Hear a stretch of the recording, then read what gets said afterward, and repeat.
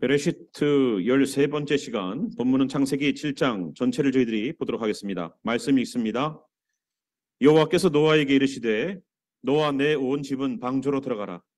이 세대에서 내가 내 앞에 의로움을 내가 보았음이니라.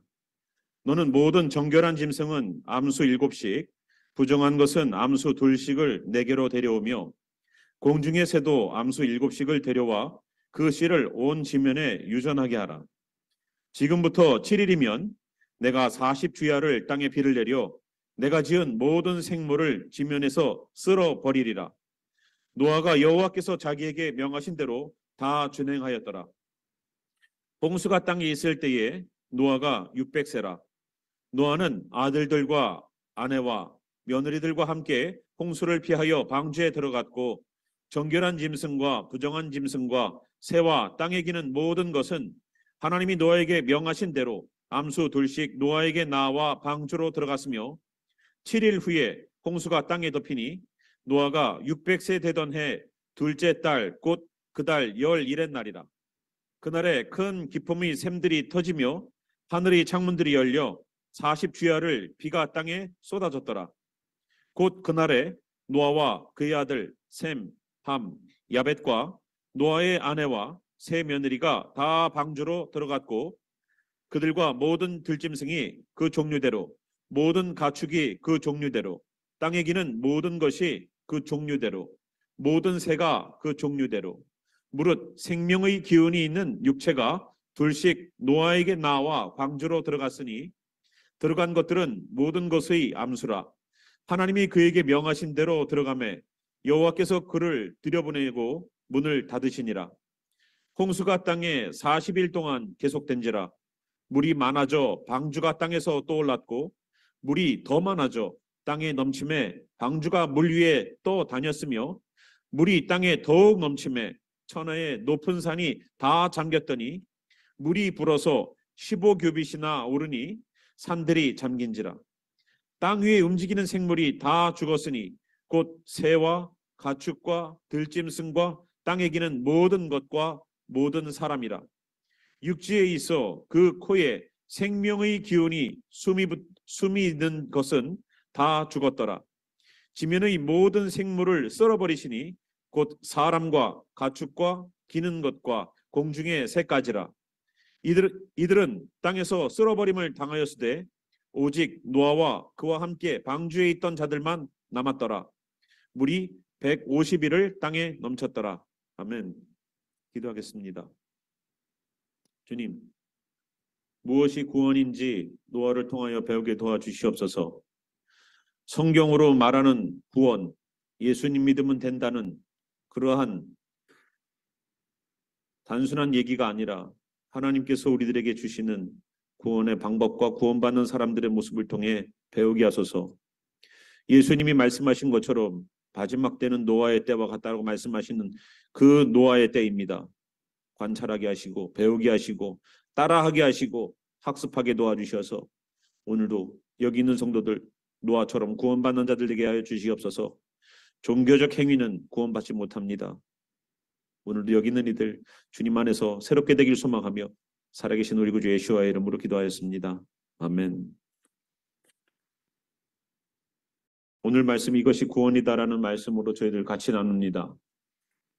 저희가 창세기 6장에 노아가 어떻게 방주를 준비해가고 있는지 또 하나님께서 어떻게 방주를 만들으라고 했는지에 대한 이야기들을 저희가 잠깐 봤습니다.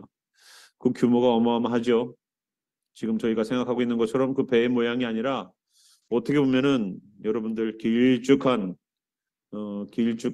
슈박스처럼 생긴 그러한 모양으로 배가 만들어졌습니다. 그런데 오늘 우리가 구원이라는 것이 무엇인지에 대한 이야기를 노아를 통해서 저희가 다시 한번 배우길 원해요. 이게 구원을 어떻게 받는지 모르는 사람은 한 명도 없을 겁니다. 여기 애들도 알아요. 구원을 어떻게 받습니까? 예수님 믿어야 돼요 라고 알아요. 다 알아요. 그런데 과연 그 구원에 관한 이야기가 단순하게 예수님을 믿는다는 말로다가 다 커버가 될 수 있는지 좀 눈여겨보길 바랍니다. 자, 7장으로 넘어오면서요. 이제 홍수가 시작되기 바로 전입니다. 7장 1절에 보니까 노아에게 이르십니다. 너와 내 온 집은 방주로 들어가라. 이 세대에서 내가 내 앞에 의로움을 내가 보았음이니라. 하나님께서 노아가 의롭다고 인정을 하셔야지만 방주에 들어갈 수 있는 겁니다. 그죠? 구원이라는 것이 어떻습니까? 방주에 무조건 들어가야 돼요. 방주에는요, 문이 하나예요. 문이 여러 개가 있지 않습니다. 그리고 그 문은 하나님이 16절 보니까 닫으셨습니다. 근데 구원이라는 얘기는 우리의 얘기가 아니에요. 구원의 주체자는 누굽니까? 하나님이에요. 구원은 누가 줍니까? 하나님이에요. 구원은 어떻게 받습니까? 하나님의 디렉션대로 따라갈 때에만. 철저하게 구원이라는 문제는 우리가 할 수 있는 문제가 아니에요. 우리의 손을 떠난 문제예요. 그렇죠? 누가 기준이라고요? 하나님이 기준이에요. 성경이 기준이에요. 인정은 누가 한다고요? 내가? 아니요. 고린도후서에 나오죠. 인정은 누가 한다? 하나님이 하시는 거예요. 너 의로운 사람이야 라고 말해주는 거 누가 하는 거예요? 내가 하는 거예요? 하나님이 하시는 거예요. 당대에 의롭다고 인정받는 그 사람이 구원을 받았대요. 1절 보니까 내 앞에 의로움을 내가 보았다는 겁니다. 그러면 의롭게 사는 것은 마음만 의롭게 살면 될까요? 마음만 내가 죄짓지 않으면 될까요? 하나님이 보았다고 말씀하시면 우리들의 행동도 포함된 것이 아닐까요? 그럼 의로움이 뭔데요? 죄 안 짓는 게 의로움 아닌가요? 여러분 죄 안 짓고 사셨습니까? 어쩌면 열심히 죄 짓고 살았는지도 몰라요. 우리는 일주일에 딱 한 번 교회 가는 날 이외에는 세상이라는 것에 너무 인조이 하면서 주님은 아예 생각지도 않고 주일날 교회 가면 되는 것이지 하고 주님은 저만치 밀어놓고 있다가 다시 주일날만 되면 꺼내오는 냉장고 위에 있던 성경책처럼 그렇게 볼지 몰라요. 자, 하나님께서 보셨던 그 사람이 의로움으로 판명났어요. 그 의로움은 어떻게 평가가 됐냐면 22절, 6장 22절입니다. 노아가 그와 같이 하여 하나님이 자기에게 명하신 대로 다 준행했다는 거예요. 방주 만들어라? 네. 어떻게 만들었는지 나무는 어떻게 해요? 고페르 나무로 역청을 가지고 발라서 칸을 만들어서 사이즈는 이렇게 다 준행했더니 구원이 방주가 완성이 돼 간다는 거예요. 그것 때문에 의롭다고 인정받은 거예요. 하나님의 사람은 내가 마음대로 살아놓고서 하나님 나 구원받을 수 있지요? 제가 교회 다니거든요. 제가 목사거든요. 이걸로 구원받을 수 있습니까? 못 받아요. 미안하지만 성경은 그런 얘기 써놓은 적이 없어요. 제사장들이 구원받았습니까? 바리새인들이 구원받았습니까? 아니요. 어떻게 보면 구원과 가장 밀접한 사람들이 바로 그 사람들이었어요. 왜 침례 요한이 광야에 가서 사람들도 없는 그 광야에 가서 회개하라고 외쳤을까요? 거기에는 진짜 아무도 없었을까요? 아니요. 거기에는 바리새인 중에서도 가장 거룩함을 추구하고 가장 하나님의 말씀을 따르려고 했던 에센파라는 사람들이 거기에서 자기만의 공동체를 만들어서 뜨거운 광야하고 사막이지만 땅을 파설해도 사람들과 단절되어 있는 공동체를 만들어서 수도원처럼 거기에서 하나님의 율법의 말씀을 지키며 살면 나는 구원받을 수 있다라고 했던 사람들에게 갔어요. 너무나도 말씀을 열심히 지키는 사람들에게 가서 회개하라고 외쳤대요. 여러분 열심히 나는 신앙생활하고 있는데 누군가가 여러분에게 와서 회개하세요. 그러면 여러분 기분이 좋겠어요? 안 좋겠어요? 한층 기분이 좋아지죠. 그죠? 난 열심히 교회 갔는데 나보고 회개하래. 그 다음부터는 교회 안 나와요. 그죠? 근데 침례 요한에 가서 회개하라 하고 외쳤대요. 그랬더니 요단강으로 침례를 받으러 왔대요. 주여 잘못했습니다. 뭘 그렇게 잘못해서 그 광야에서 외쳤는데 사람들이 침례 요한에게 침례를 받으려고 요단강으로 나올까? 몸이 거룩함을 추구하기 위해서 율법을 지키기 위해서 열심히 살아도 우리는 죄악 가운데 거할 수밖에 있어요, 없어요? 있어요. 그렇기 때문에 우리는 거룩해질 수 있는 존재가 아니에요. 그럼에도 불구하고 주님의 말씀을 따라서 히브리서 말씀 보니까 노아가 방주를 짓는 모습은 그냥 힘들게 어렵게 방주를 지은 것이 아니라 경외함으로 준비했다라고 성경은 얘기합니다. 신앙생활을 하는 게요, 주님의 경외함, 두려움으로 했대요. 주님, 제가 혹시라도 주님 앞에 하고는 있는데 주님 만족하세요? 항상 주님 눈치를 보는 거예요. 제가 만약에 식당을 한다면 손님이 와서 음식을 시켰어요. 그러면은 제가 다니면서 테이블들을 이렇게 점검하면서 뭐 필요한 거 없으세요? 반찬 좀 더 갖다 드릴까요? 누구의 눈치를 봐요, 주인은? 음식을 먹으러 온 분의 눈치를 보는 거예요. 이분이 우리 서비스에 만족을 하고 돌아가야 되는데, 우리 음식에 만족을 하고서 먹고 가야 되는데, 배부르게 아우 잘 먹었습니다, 국물 하나도 안 남기고 다 먹었습니다라고 말하는 것이 주인에게는 가장 기쁨이 아닐까요? 밥을 남기고 갔어. 내가 무슨 문제가 있나 음식에? 손님이 먹고 간 거지만 내가 한번 먹어보지 않겠어요? 그 정도로, 그죠? 자, 우리가 정말로 하나님의 눈치를 보면서 하나님을 경외해야 되는 것, 노아에게서 우리가 배워야 되는 거예요. 경외함 때문에 경외함으로 방주를 만든 것처럼 신앙생활은요, 하나님 앞에 하나님, 제가 조금이라도 잘못한 게 있나요? 그 경외함이 우리에게 있어야 돼요. 당연히 나는 구원 받지요, 주님. 그렇죠? 제가 오늘 죽어도 구원 받지요, 주님. 오늘 제가 교회 갔거든요, 제가. 물론 단 한 번으로도 구원받을 수 있습니다. 예수님이 구원하셨던 사람 가운데는 십자가상에서 예수님과 함께 숨을 헐떡거리면서 이미 못 박혀 있어서 피가 흐르기 때문에 혈압과 맥박은 정상으로 돌아가지 않고 호흡은 가빠져서 헐떡거리고 있는 가운데에서도 구원을 받은 사람이 있어요. 오늘 네가 나와 함께 낙원에 있으리라. 그죠? 한 번으로도 구원받을 수 있지만 만약에 지금 믿었다면 우리의 나머지 인생은 말씀 안에 살아가야 됩니다. 만약에 그 십자가에서 죽을 뻔했던 그 강도가 살아나서 예수님을 따를 수 있는 인생이 나머지 시간이 있었다면 그 사람은 목숨을 다해서 주님을 따랐을 거예요. 그에게 주님을 따를 수 있는 시간이 없었기 때문에 거기서 끝난 것이지, 얘기가 끝마치게 되는 것이지. 그러나 우리는 젊었을 때 예수님 믿었지 않습니까? 아직 주님을 따를 수 있을 그 시간에 우리는 주님을 믿었지 않습니까? 그러면 우리들이 어떻게 따라야 될까요? 주님을 경외함으로, 말씀을 내가 다 준행하려고 하는 각오를 가지고. 에이, 목사님 어떻게 다 지켜요, 성경을. 성경의 말씀을 다 지키는 것이 의인이 아니라고 말씀했죠. 6장에 보면은 당대의 의인이라고 평가된 이 노아를 완전한 자라고 말하는 이유가 뭡니까? 죄를 안 져서 완전한 자예요? 아니, 마음으로 나쁜 생각만 먹어도 죄라고 말하는데? 그러면 내가 죄인인데 어떻게 천국을 갑니까? 하나님이 보셨던 완전함은 뭐냐면 하나님과 동행하기 위한 완전함이라고 그랬어요. 죄를 안 짓는 방법은 두 가지라고 그랬죠. 죄를 안 지면 되는 거예요. 그런데 또 하나의 방법은 뭔지 아세요? 내 안에 성령의 농도를 올리는 거예요. 성령의 순도를 올리는 거예요. 그럼 죄와 무관하게끔 계속 성령의 인도하심을 받을 거예요. 뭐가 쉬울까요?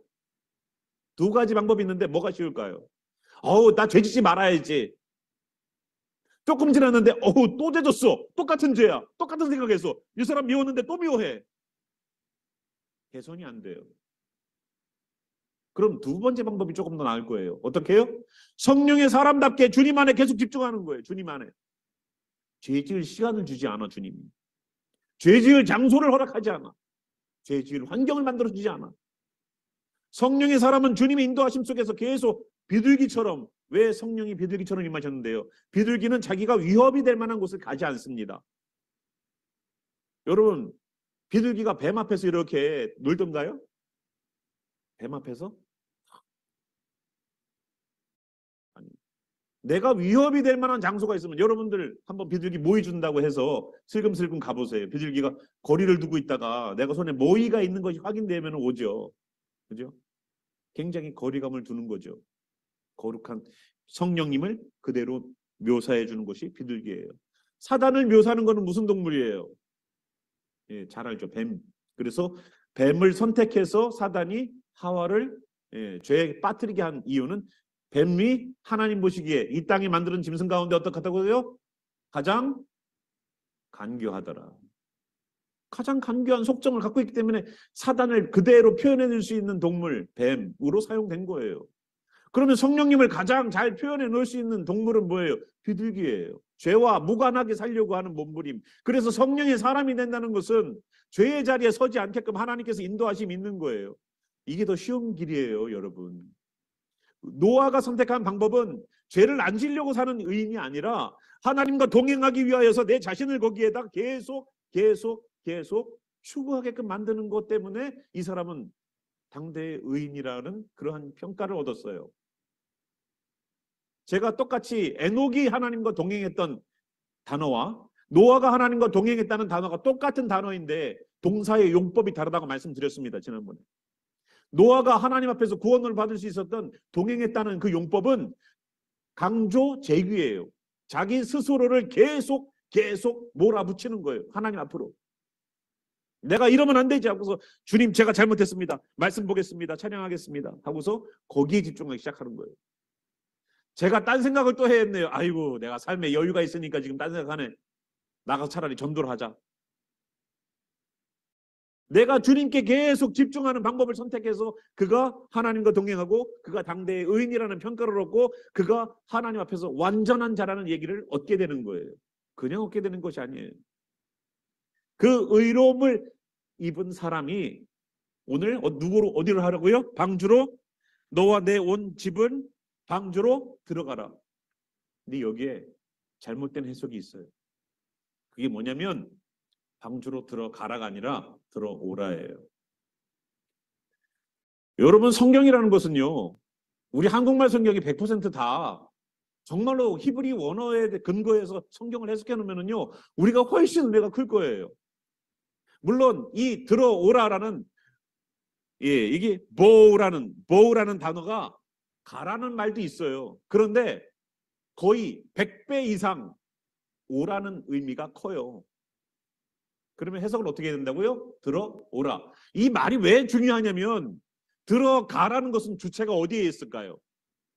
주체는 밖에 있는 거예요. 근데 명령을 하는 주체는 밖에 있는데 우리 보고 들어가라는 거예요. 그런데 들어오라는 뭐예요? 주체가 어디에 있을까요? 방주 안에 있는 거예요. 구원의 방주 안에 누가 계세요? 하나님이 계시다는 거예요. 구원이 임재하는 그곳, 하나님이 있는 곳. 이 오라라는 단어를 이렇게 보니까 제가 깜짝 놀란 게 뭐냐면 벤, 밥, 그 다음에 알레프 이 세 가지 자음으로다가 만들어진 거예요. 이 벤이라는 단어는 집이라는 뜻이고요. 이 밥이라는 것은 connected together 이런 뜻이고 그래서 nail이라는 뜻이죠. 그리고 뒤에 있는 알레프는 하나님을 뜻해요. 그러면 집과 하나님이 하나가 되어 있는 것이 방주래요. 그게 오라는 뜻이에요. 그러면 구원이라는 것은 무엇인가? 오늘 구원에 관한 주제를 저희들이 공부를 해보는데 구원은 뭡니까? 예수님 믿는 거요. 그 신약이죠. 노아의 시대 때처럼 봐야 될 거 아니에요. 예수님이 마지막 시대는 어떤 시대와 같다? 노아의 때와 같다.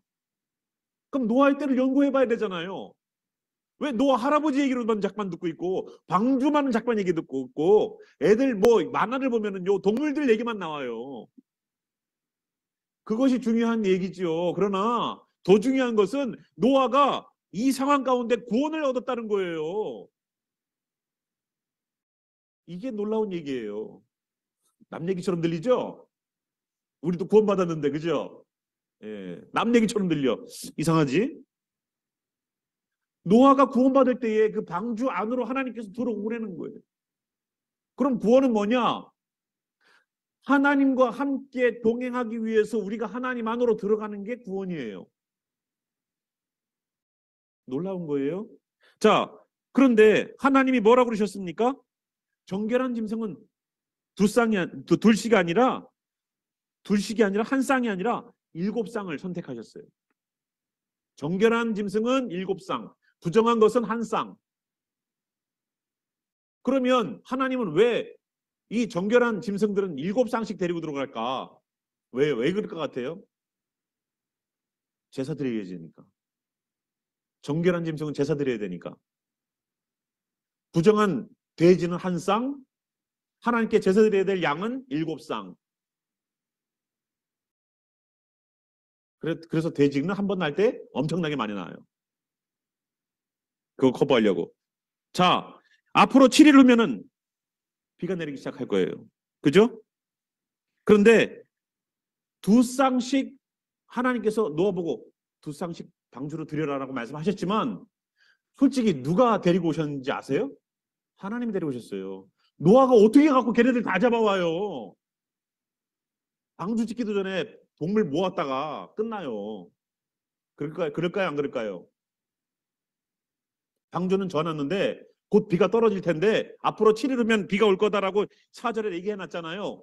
지금부터 7일이면 내가 40주야를 땅에 비를 내려 내가 지은 모든 생물을 지면에서 쓸어버리리라.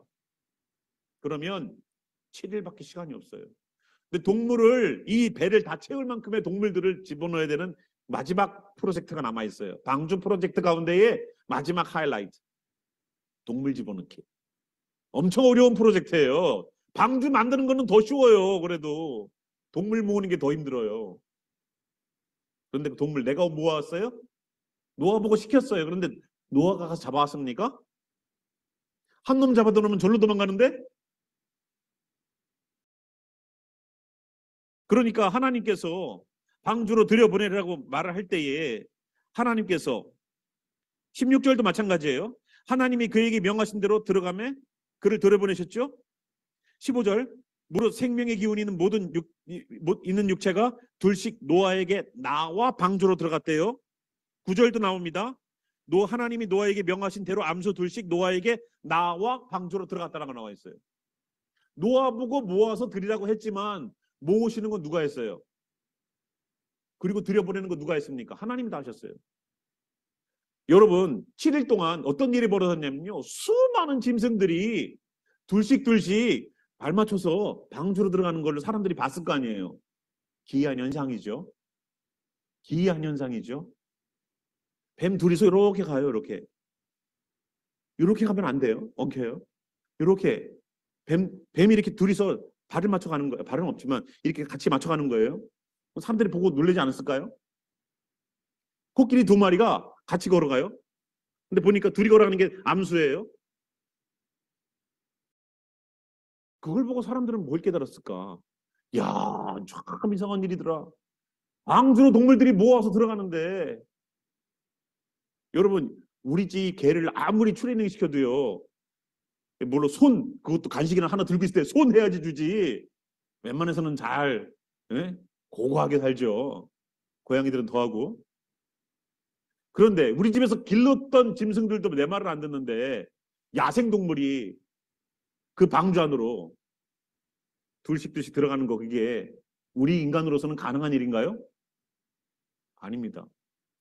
기적 같은 일들이 벌어져도 사람들은 회개하지 않았어요. 동물들이 들어가는 걸 보고서도 회개하지 않았어요. 자, 그렇게 다 집어넣습니다. 7일 후에는 7일 동안 비가 떨어지면서 서서히 전조가 일어날 거예요. 7일 동안의 기간의 여유가 있습니다. 그리고 하나님께서 들어오라고 해서 노아와 그의 가족들이 들어갔죠. 그리고 들어간 것들의 모든 것들이 암수씩 다 들어갔습니다.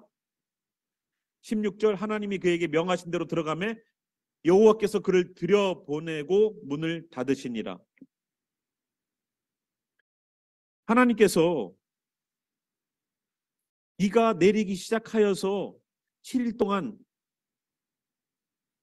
비가 내리기 시작하여서 서서히 비가 내릴 때에도 하나님께서는 이스라엘 사람들에게 기회를 주셨어요. 인류에게. 그런데 그들은 그걸 듣지 않고 있다가 하나님이 들어가시고 하나님이 다 들여보내시고 문을 닫으셨어요. 문은 누가 닫는다? 하나님이. 구원은요. 여기에서 말하는 문은 몇 개일까요? 방주에 있는 문은 몇 개일까요? 하나는 엔트런스고 하나는 엑시트예요? 아니에요. 하나예요. 여기 보니까 6장 16절 보니까 그 문은 옆으로 내려는 겁니다. 그 문이 하나예요. 문이 여러 개 중에 한 문은 앞에 문은 들어가는데 저 뒤에 있는 문은 나가는데 정해놓지 않았어요. 한 문이에요. 그러면 구원은 하나님께서 우리들에게 주신 구원의 이름은 여러 개인가요? 여러 개예요? 어떤 이단들은 예수님조차도 구원의 이름이 아니죠. 선지자의 이름이라고 생각합니다. 선지자의 이름이래요. 아주 유명한 분의 이름이래요. 그렇게 믿는 종교가 유대교고요. 그리고 여러분이 잘 알고 있는 이단, 여호와의 증인입니다. 그런 사람들은 예수님을 구원자로 안 믿어요. 그냥 선지자 중에 하나. 좋은 말씀해 주셨던 분, 이 정도로 끝나요. 기독교도 그렇게 믿는 분들이 계세요. 교회 안에서도 예수님은 그냥 뭐 좋은 말씀해 주시는 성인 중에 하나지. 공자 맹자와 더불어서. 예. 그런 분들이라면 교회 꼭 오실 필요는 없어요. 예, 집에서 좋은 말씀 들으세요. 설법 들으세요. 설법 가서. 자, 하나님께서 들여보내시고 문을 닫았다는 것은 구원의 모든 계획과 모든 일들은 하나님의 손에서 움직인다는 거예요. 하나님의 손에서. 우리의 손에서는 할 게 아무것도 없어요. 방주에 동물을 드리는 것도 방주 짓는 것 딱 하나. 그게 우리의 몫이었었어요. 방주 짓는 것. 여러분, 방주를 짓는다는 것은 뭐예요? 하나님이 우리들에게 하라고 명령한 것을 지키는 것이 방주를 짓는 거예요. 지금 저희 보고 방주를 지으라고 하는 건 아니잖아요. 근데 방주가 있어요. 그것이 뭔지 아세요? 말씀을 지켜 살아가는 게 방주를 이루어가는 거예요. 여기 보니까 노아가 어떻게 살았다고요? 하나님이 명령하신 것을 다 준행하였더라. 하나님께서 하신 말씀들을 다 준행하였더라. 6장 22절 그리고 7장 5절에도 노아가 여호와께서 자기에게 명하신 대로 다 준행하였더라. 이런 얘기를 계속 써놨어요. 하나님께서 명하신 대로 했더니 구원을 이루더라는 거예요. 하나님께서 성경에 하나님의 나라에 오는 방주 짓는 방법을 여기다 써놨어요. 방주 짓는 방법을. 천국 오는 길을 디렉션을 써놨어요. 여기다가. 사람이 어떻게 사용된다고요? 여러분 물건을 사오면은 거기에 디렉션, 매뉴얼북이 따라옵니다. 물건이 복잡하면 복잡할수록 매뉴얼북은 두꺼워요. 그죠? 예. 여러분 한 2, 3불짜리 애들 장난감의 디렉션은요. 매뉴얼북은요. 짧아요. 물에 집어넣지 마세요. 전기 통하는 데 넣지 마세요. 이런 간단한 거예요. 그런데 자동차 매뉴얼북은 어떻습니까? 좀 두껍죠? 이런 비행기 매뉴얼북 보셨어요? 비행기 매뉴얼북은요. 이만해요. 책들이 이렇게 두꺼운 게 그냥 수십 권이에요. 비행기 매뉴얼북은. 복잡하니까. 근데 성경책이 이렇게 두꺼워요. 이게 사람이 천국 갈 수 있는 매뉴얼북이거든요. 말씀을 준행하면서 산다는 것이 그것이 방주를 이루는 거예요. 내 안에 방주를 이루고 살기를 바랍니다. 근데 여러분 이 디렉션을 안 읽고서 매뉴얼북을 안 읽고서 기계를 작동하시는 분들이 계시더라고요. 복잡한 기계를 매뉴얼북 없이 작동시키시더라고요. 성경을 안 읽고서도 신앙생활이 가능하신 분들이 계세요. 기적이죠. 어떤 그런 똑똑한 머리가 생겼는지 매뉴얼북을 안 읽어도 그 복잡한 사람을 구원이라는 길로다가 갈 수 있다라고 생각한다는 것. 참 매뉴얼북을 비행기 매뉴얼북 안 읽고서도 나는 조종을 할 수 있다라고 생각하시는 그런 것처럼 이 디렉션을 안 읽으면서도 나는 천국 갈 수 있다라고 생각하는 그 자신감은 어디에서 오는지 모르겠어요. 성경을 읽읍시다 우리. 예, 읽읍시다. 여기에 우리의 죄악을 드러내게 해주세요. 내가 무엇을 잘못했는지 무엇이 잘못돼 가고 있는지를 가르쳐 주세요. 거기에서 다시 돌아오라고 말씀하시는 거예요. 그래서 매뉴얼북대로 가라. 거기에 끝에 뭐가 있어요? 23절 보니까 지면의 모든 생물을 쓸어버리시니 곧 사람과 가축과 기는 것과 공중의 새까지라 이들은 땅에서 쓸어버림을 당하였으되 여기는 한 단락이에요. 오직 노아와 그와 함께 방주에 있던 자들만 남았다는 거예요. 살아남았다는 거예요. 여러분 얼마나 무서웠을까요? 만약에 노아의 가족들만 살아남았을 때에 기분이 좋았을까요? 야, 우리는 살아남았어 하고 어땠을 것 같아요? 여러분 어느 날 자고 일어났더니 모든 사람들이 다 죽었다고 생각해 보세요. 그럼 이 세상은 너무 조용할 거예요. 아무런 소리가 들리지 않을 거예요. 새 소리도 안 들려. 짐승 소리도 안 들려. 개미도 안 지나가. 그럼 이 세상에는 바람 부는 소리만 들릴 거예요. 바람 부는 소리만. 그런 데에 여러분 가족만 딱 있다고 생각해 보세요. 어떨 것 같습니까? 저는 굉장히 무서울 것 같아요. 안 무서울 것 같습니까? 너무 무서울 것 같아요. 여러분 그 물속을, 깊은 물속을 보신 적이 있죠? 저는 바다에서 수영을 해서 아는데 수경을 쓰고요. 바닷가 쪽을, 물속에 들어가서 바닷가 쪽을 보면 파도가 치고 이렇게 있는 모습들, 사람들이 거기서 수영하는 모습들이 보여요. 근데 반대로 시선을 돌려서 저 깊은 바다를 보면요, 겁이 나요. 깜깜하거든요, 거기는. 진짜 거기는 까매요. 들어가기가 너무 무서워요. 그런 것처럼 모든 인류가 다 죽고 짐승들도 다 죽고 남아있는 가족 8명이 딱 남겨져 있는 상황이라면 얼마나 그 상황이 두려울까요? 기분이 좋아서 야 우린 구원받았어 행가래를 칠 만큼 기쁜 그런 일이 될까요? 전 나중에 노아가 방주에서 나와서 제일 먼저 했던 일이 바로 제사를 드리는, 하나님께 제단을 쌓고 제사를 드리는 일이었었어요. 저는 그 제사를 드리는 마음 가운데 하나가 감사의 부분이 가장 컸을 거예요. 또 하나의 부분이 두려움이었을 거다라는 생각을 저는 해봐요. 하나님 두렵습니다. 내가 정말로 붙잡을 분은 주님밖에 없습니다. 노아가 평생 그렇게 주님 붙잡고 살았지만 이제는 또 다른 것 때문에 주님을 붙잡을 일들도 생길 수 있어요. 두려움 때문에. 우리가 세상을 살다 보면 감사함으로 주님과 교제하는 때도 있지만 내가 두려움으로 죽을까봐, 어려워질까봐, 힘들어질까봐 붙잡는 주님이 있을 수 있어요, 없어요? 있습니다. 있습니다. 그러나 하나님은 그 순간도 하나님과 교제하길 원하신다는 걸 여러분 아셔야 돼요. 하나님은 우리의 두려움마저도 하나님과 교제하는 통로로 사용하신다 라는 것을 우리가 보길 바랍니다. 그래서 결국은 이 사람들만 살아남았대요. 구원의 방주로 들어오라는 하나님의 초청에 순종해서 들어가서 거기에서 구원을 경험한 거예요. 구원이란 이런 것입니다. 하나님의 초청은 뭘까요? 내 아들을 통하여서 내가 예수를 통하여서 십자가의 길을 열어놨다. 죽은 너희들의 영혼을 예수 믿고 성령 받고 살아나라 라고 주께서 길을 예비하셨습니다. 들어오라. 어디로? 예수에게로 들어오라. 예수님에게로 들어오라. 방주 안으로 들어오라. 거기에서 구원을 경험한 우리가 되길 바랍니다. 여러분 그 모세가 애기였었을 때 그 아이를 살리기 위해서 갈대로다가 이렇게 엮었죠. 근데 그 갈대 상자를 우리 성경에는 갈대로다가 엮어서 그냥 이만한 애기 바구니를 만들어놨다고 보여지는데 원어 히브리 말로는 그것이 방주라는 뜻이에요. 방주.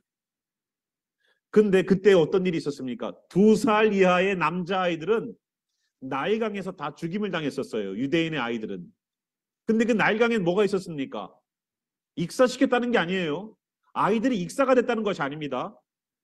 나일강은요, 악어와 하마가 사는 지역이에요. 아프리카 지역이에요. 아이들을 악어와 하마가 있는 그 웅덩이에다가 던져서 그들의 밥을 줬다는 얘기예요. 그냥 나일강에다 던지면 애들이 그냥 숨을 못 쉬니까 애기들이요, 엄마 뱃속에서 있었던 그 수영했던 그것 때문에 수영을 할 줄 알아요. 익사를 시켰다는 것이 아니라 동물의 밥으로 줬다는 거예요. 악어가 뭔가 고기를 물면 도는 이유가 이빨을 딱 물어서 끊어내는 작업이 아니라 이걸 돌려서 찢어내는 작업들을 하는 거예요. 그때 나일강에 얼마나 많은 유대인의 어머니들이 대성통곡을 하면 울었을까요? 여러분 생각해 보세요. 모세가 있었던 시대에. 나일강은요, 우리들에게 물을 공급해서 농사를 지을 수 있는 그러한 생명의 젖줄이 아니라 이제는 보기도 싫은 나일강이 돼버렸어요. 유대인들에게는. 나일강 하면은 내 자녀가 거기에서 죽었고 내 아이가 거기에서 죽었던 그 장소란 말이에요. 그런데 그 사망의 장소에서 유일하게 살아남은 모세, 방주를 통해서 살아나서 결국은 그가 나중에 이스라엘을 인도해내는 그런 지도자가 되는 그 구원의 사역이 이루어졌던 곳이 바로 모세의 갈대상자였던 것처럼 모두가 다 죽어가는 상황 속에서 구원함을 받은 노아의 시대가 바로 노아의 시대예요. 방주로 들어오라. 방주로 들어오라. 여러분 주님 앞으로 들어 나오시겠습니까?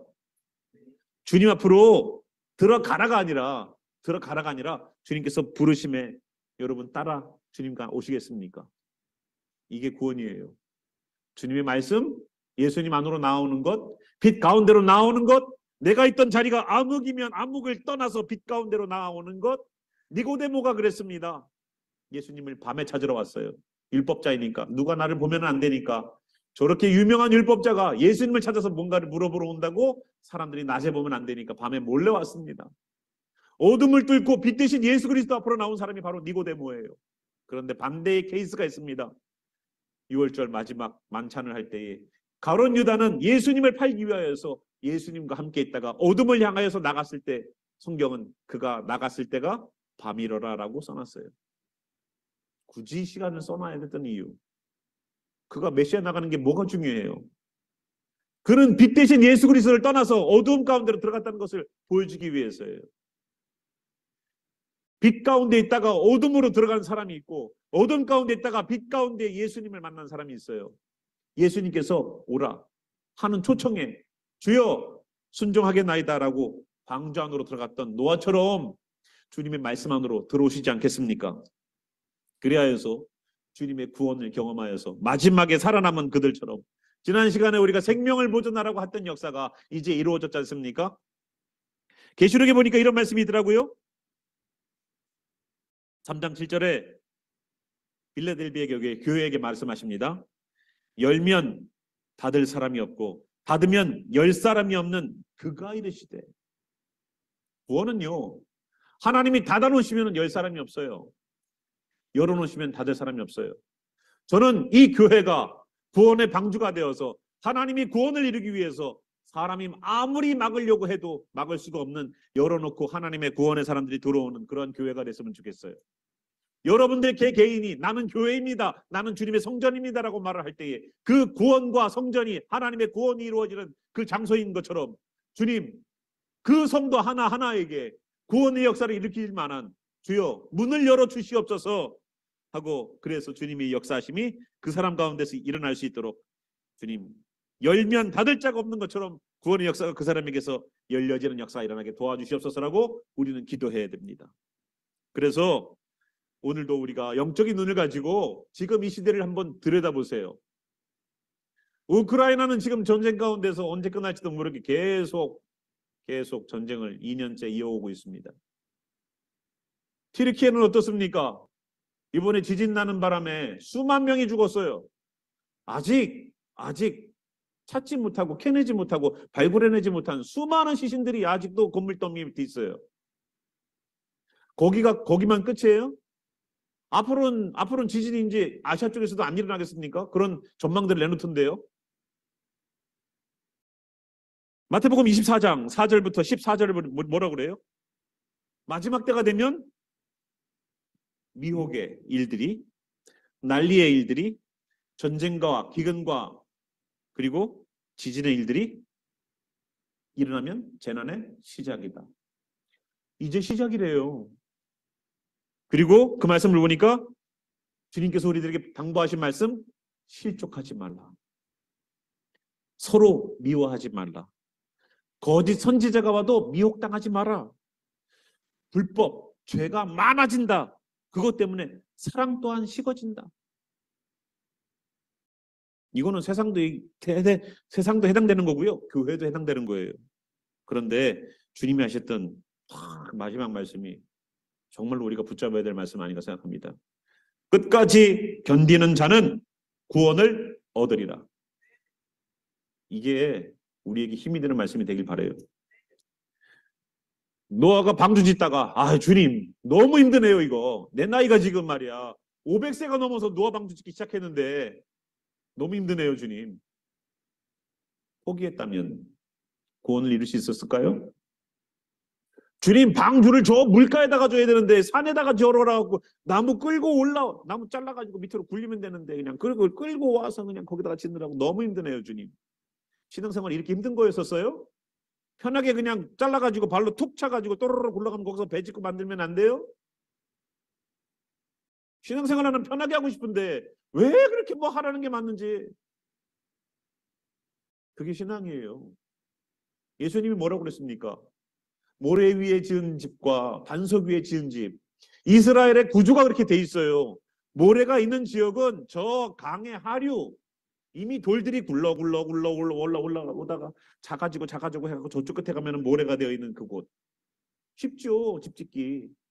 내가 살고 있는 터전 옆에다가 지으면 되는 게 모래 위에 지은 집이에요. 그러면 반석 위에 있는 집은 어디에 있는 집일까요? 산 위에 있는 집이에요. 이스라엘의 지형상 그렇게 돼 있어요. 그래서 반석 위에 짓는 집은 산 위에다가 돌을 깎아서 거기에다 주초를 세우고 만드는 집이기 때문에 굉장히 힘들어요. 그런데 언제 모든 것들이 다 집은 세워놨는데 언제 그것이 결판나요? 홍수가 나면. 한번 비가 왕창 와서 한번 쓱 흔들고 가니까 반석 위에 있는 집은 흔들리지 않은데 모래 위에 있는 집, 내가 쉽게 신앙했던 사람들은 다 떠내려가더라고. 신앙생활은 쉬운 거다 아니다. 아니요, 안 쉬워요. 아, 예수님만 믿으면 되는데 뭘 그냥 복잡하게 어렵게 신앙생활해요? 그런 말에 절대 좀 속지지 말아요. 좀 공짜를 준다고 그래가지고 갔더니만 바이원 결혼 풀이래. 야, 참 공짜를 준다고 그래서 갔는데 바이원 결혼 풀이 뭔가 또 하나 사야 돼. 무조건 사게 만들어요. 사보니까 어때요? 용량이 사이즈가 작아. 와, 가격은 똑같은데 뭔가 좀 먹고 났더니 양이 부족한 것 같아요. 코로나 사태 이후로 그 가격은 뛰는데 가격을 올리자니 사람들이 안 살 것 같고 가격은 그대로인데 양이 줄었어. 어떻게든 팔아먹어요. 신앙은 공짜처럼, 내 구원은 공짜처럼 보이죠. 공짜가 아니에요. 예수님이 십자가 주셨어요. 공짜가 아니에요. 값없이 주시는 구원이었지만 값어치가 없는 게 아니라고요. 구원이라는 것은 그렇게 주어지는 건데 노아가 방주를 짓는 것처럼 그렇게 땀과 수고와 노력을 다하면서도 하나님을 경외함을 자기 몸으로 보여줘서 하나님이 내가 너의 의로움을 보았다라고 얘기해 주시면서 방주 안으로 들어와라 하고 초대해 주셨는데 우리는 주님께 뭘 보여줄 수 있는가? 뭘 보여줄 수 있는가? 나는 주님께 뭘 보여주면서 주님 내 의로움을 보고 나를 구원하여 주시옵소서라고 당당하게 주님 방주문을 막 닫으려고 그럴 때 주님 제가 여기 왔습니다. 그러면 방주가 다시 내려와야 될 거 아니에요. 문이. 야, 내가 너 빼먹었다. 미안하다. 이래야 될 거 아니에요. 방주 앞에 와서 방주를 두들기는데도 나는 너 모른다. 그럼 어떡할 거예요? 어떡할 거냐고요. 주님 나라 갔더니 주님이 나 너 모른다. 그러면 어떡할 거냐고요. 내가 의롭게 사는 것을 보여준 적이 없어. 하나님 앞에서 내가 의롭게 사는 것을 보여준 적이 없어. 말씀대로 사는 것을 내가 보여준 적이 없어. 말씀을 따르며 사는 것을 내가 보여준 적이 없어. 오늘 우리 찬양 가운데 첫 번째 찬양 예수 나를 오라 하네. 그 찬양을 내가 이렇게 찬양을 제가 뒤에서 부르면서 야, 맞다. 예수님은 계속 우리를 부르고 계시는데 계속 부르시는데 여기도 노아 보고 방주 안으로 들어가라가 아니라 들어오라라고 초청해 주시는데 왜 나는 자꾸만 내 방법으로 구원을 받았다고 생각하고 내 방법으로 신앙생활하면 주님이 감동할 것이라고 생각하고 자꾸만 성경이 아닌 내 것을 들고 나가고 있는가? 나는 종교인이 아닌가? 오늘 우리가 7장을 통해서 구원받은 가정에 대한 이야기들을 잠깐 나눠봤습니다.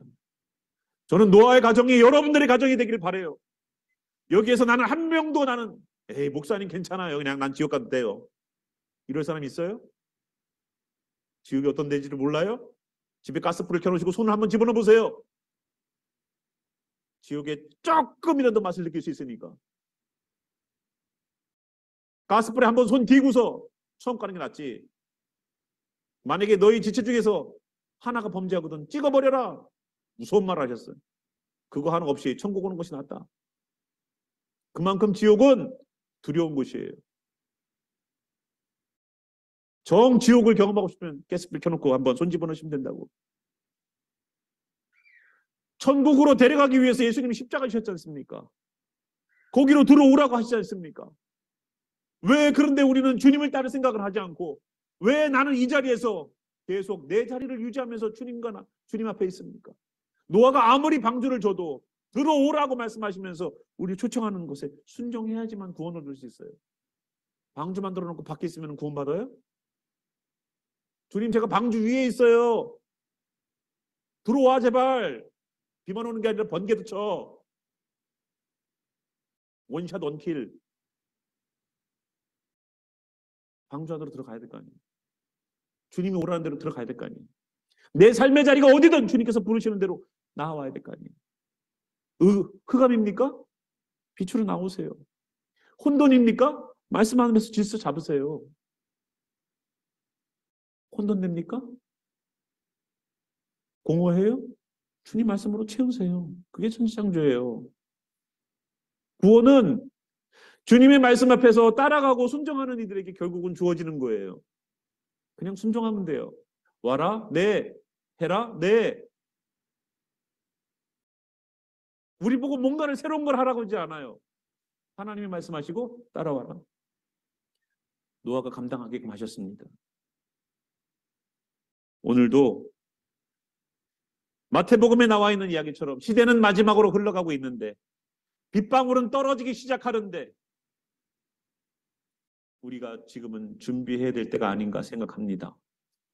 주님의 부르심에 순종하고 주님 나를 부르심을 들을 수 있는, 주님이 우리를 정말로 사랑해서 나를 부르시는 부르심들이 여기 모든 성도들에게 있길 바라요. 저를 포함한. 주님은 분명히 부르세요. 내가 있는 이 자리가 주님이 원하시는 100% 만족하시는 자리 아니에요.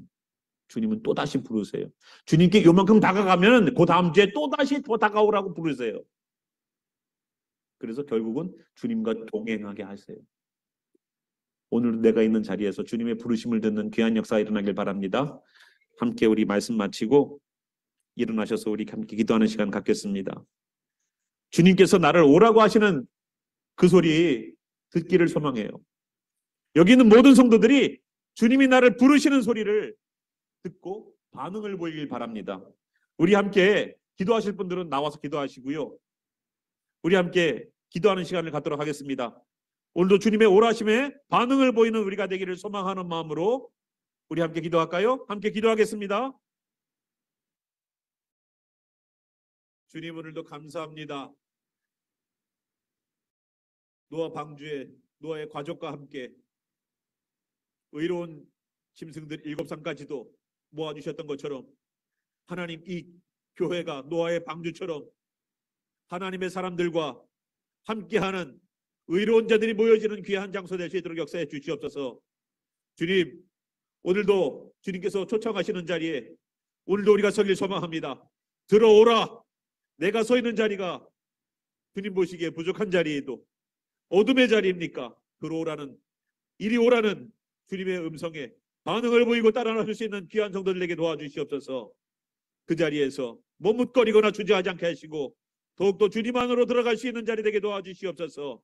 시대는 점점 어두워져 가고 시대는 점점 전쟁의 소리와 지진과 기근과 하나님 미혹의 영들이 판을 치는 세상이 됐습니다.